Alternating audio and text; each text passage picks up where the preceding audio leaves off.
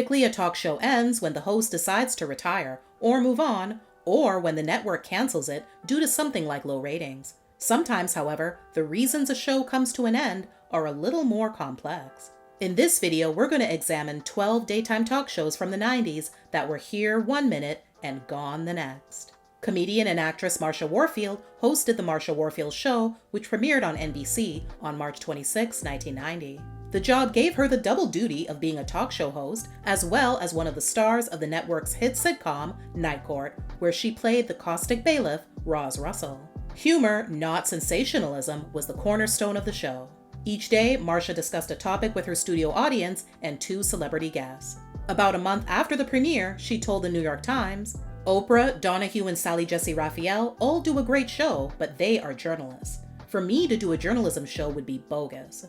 We had to do what we do best, which is comedy, taking another look at the same issues we all face and seeing if it's as bad as it seems." While NBC had initially made a 13-week commitment to the series, Marsha said she was personally committed to the show forever. Sadly, it would end less than a year later on January 25, 1991. Vicki, hosted by actress, singer, and comedian Vicki Lawrence, debuted in the summer of 1992. As reported by Variety, on April 26, 1993, Vicki stormed off the set, asserting that interference from the show's distributor, Group W, whose stations formed the main group carrying the series, had caused her such duress that she was uncertain if she would ever return.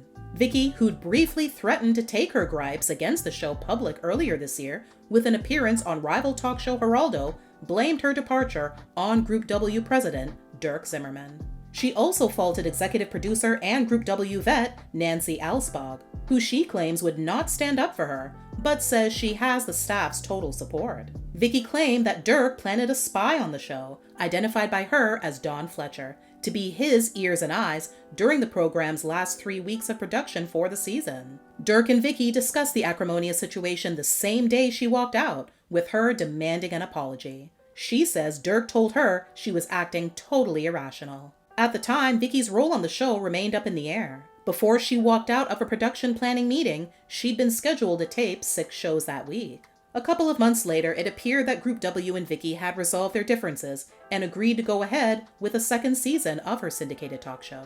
Group W gave in to a number of Vicki's demands, including the primary condition that she be given more creative control over the program. Production resumed in early August, with the second season of shows beginning to air that September. However, by June the following year, Group W officially dropped Vicki and created a new show around former Evening Shade star Mary Lou Henner. Side note, that show didn't fare any better, launching in 1994 before being canceled the following year. Even though things appeared to be kosher between Group W and Vicki after they made up, the fireworks began again in June, with Vicki and her husband/producer, Al Schultz, complaining about her treatment. The 2 biggest gripes were that Group W executives had been critical of her performance, and that those same executives had not renewed the show. Obviously, they had something else in mind. Production on Vicki ended in May, with new episodes expected to air through July. The Susan Powter Show, hosted by diet guru Susan Powter, aired from September 6, 1994 to May 26, 1995. The former Texas homemaker's life exploded when her marriage fell apart due to her husband's infidelity, and she was left to raise 2 young children on her own. She turned to food to alleviate her stress, going from 130 pounds to 260 pounds. Initially, Susan turned to diet books and workout tapes, but found neither to be helpful. She eventually managed to slim down by walking and cutting out sugar and processed foods. Those who heard her story and believed snatched up her Stop the Insanity infomercial package, including audio tapes, an exercise video, a body fat caliper, and various guidebooks, to the tune of more than $50 million. Stop the Insanity has changed so many lives. It will work for you. Look at me. This is the 5th year that I feel leaner, stronger, and healthier than I've ever felt in my life. You can change the way you look and feel. The week before her talk show premiered, she told the LA Times, "What I always do when I start explaining what the show is tell them what it isn't. There will be no tabloid issues at all. There is no exploiting people at all, and there's no yelling and screaming and fighting, and if that doesn't fly on TV, it ain't gonna fly." But as the money continued to roll in, her 50-50 business partners began to push her to be someone she wasn't. telling People in 2024, "I worked very hard on that show, shooting 3 shows a day. I did it with everything I had, but it was mortifying. They put me in pearls. Look at me, do I look like the pearl type? And I didn't have any say. All those segments, I can't even watch them now." Frustrated by being controlled, she opted to walk away from it all. Back in December 1994, singer Carnie Wilson and her sister Wendy made an appearance on Howard Stern's radio show to promote their Christmas album, Hey Santa. Little did she know that the radio stint would change the course of her career. Within days, Carnie, best known as 1/3 of the pop trio Wilson Phillips and daughter of Beach Boy Brian Wilson, got a call asking her to audition for a talk show gig. The future producer of her talk show had heard her on the Stern Show that day and had submitted her name to the suits at Warner Brothers. She told New York Daily News in 1995, "I'm literally still in shock.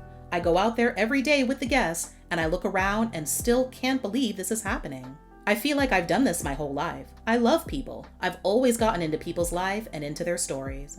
Carnie premiered on September 4th, 1995, and was one of several talk shows with first-time hosts that premiered that fall. Although her show drew higher ratings than all of the newcomers, like them, the show did not do well enough to last, and it was canceled at mid-season. New episodes aired until February 23rd, 1996. The Tempest Bledsoe Show, also called Tempest, premiered on September 7th, 1995.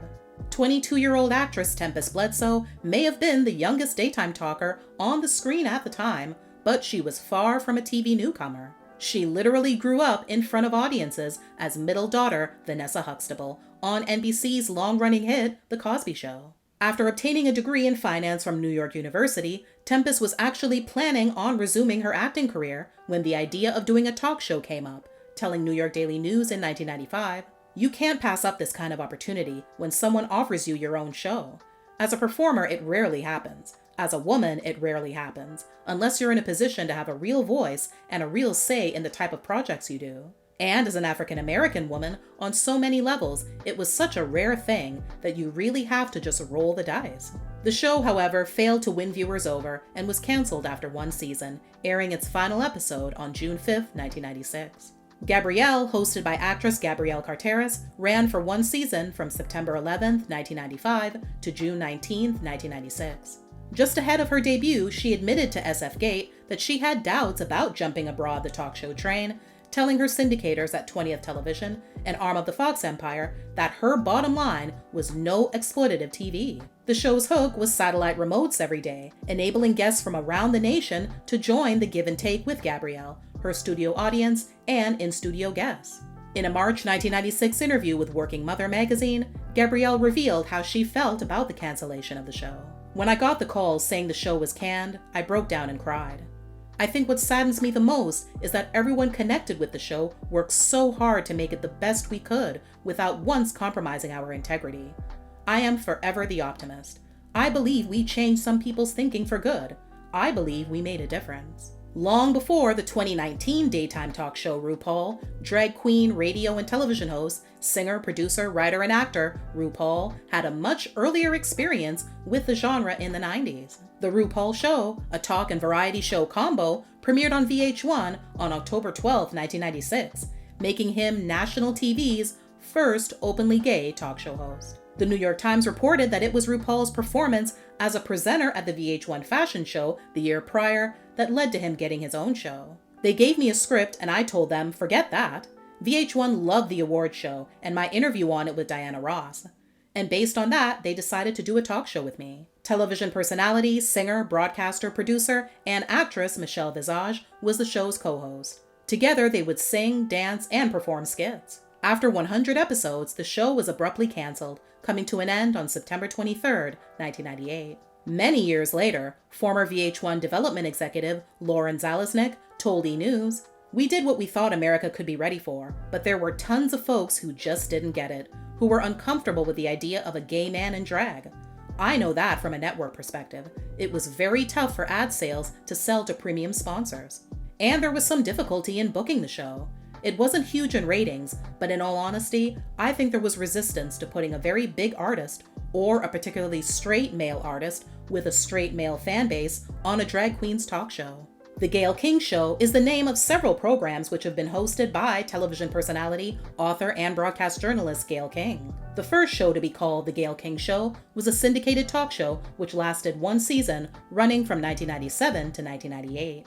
Unfortunately for Gayle, her show never reached the same kind of success that her best friend Oprah Winfrey achieved with The Oprah Winfrey Show, resulting in its cancellation after just 1 year. According to Variety, while the show did bring in dismal ratings, CBS at the time was hoping that Martha Stewart Living, which aired right before Gayle's show, would act as a springboard for it. The Martha-Gayle combo simply didn't attract an audience, with a lot of people believing that the low ratings for Martha Stewart Living might have been the reason no one bothered to tune in for Gayle's talk show.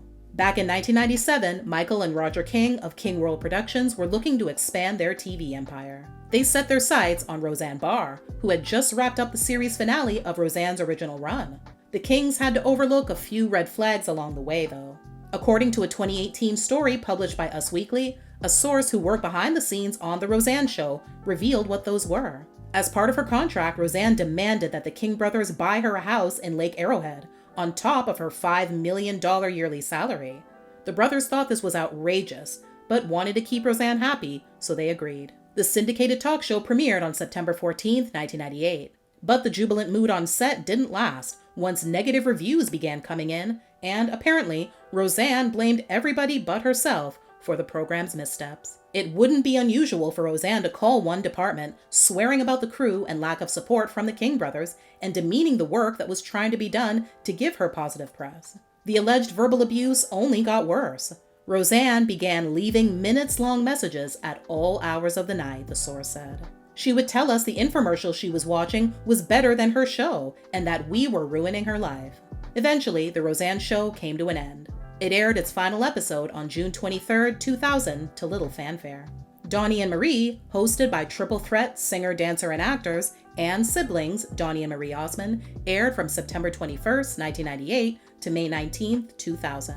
The show was a reboot of the earlier Donnie and Marie television show, which ran from 1976 to 1979.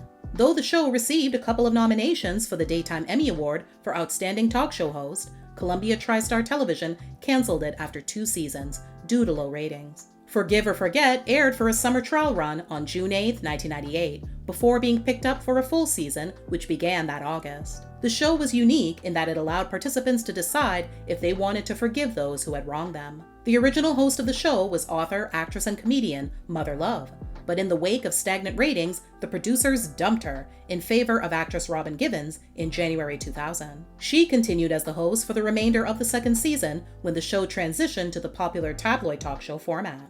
Mother Love shared her feeling about the dismissal to the New York Post, saying, "I was upset, I was hurt, I was in tears, I was devastated." She added that she has it in her heart to forgive the TV execs who did her in. If they were to come to me and say, "We're sorry," or whatever, and they were asking for my forgiveness, they could have it, but they would have to ask. Switching out hosts didn't work, and Forgive or Forget was canceled in April 2000. The series continued to run original episodes through May 26, with repeats airing until September. The Queen Latifah Show, hosted by rapper, singer, and actress Queen Latifah, ran from September 13, 1999 to August 31, 2001. It's the original version of her 2013 talk show that, ironically, didn't last either. Even though the show featured interviews with A-list Hollywood celebrities, as well as performances from some of the New Jersey natives' hip-hop comrades like Lauryn Hill, Mary J. Blige, Naughty by Nature, and Ice Cube, that wasn't enough to keep people's attention. Soon after securing a second season, the show would be canceled due to low ratings.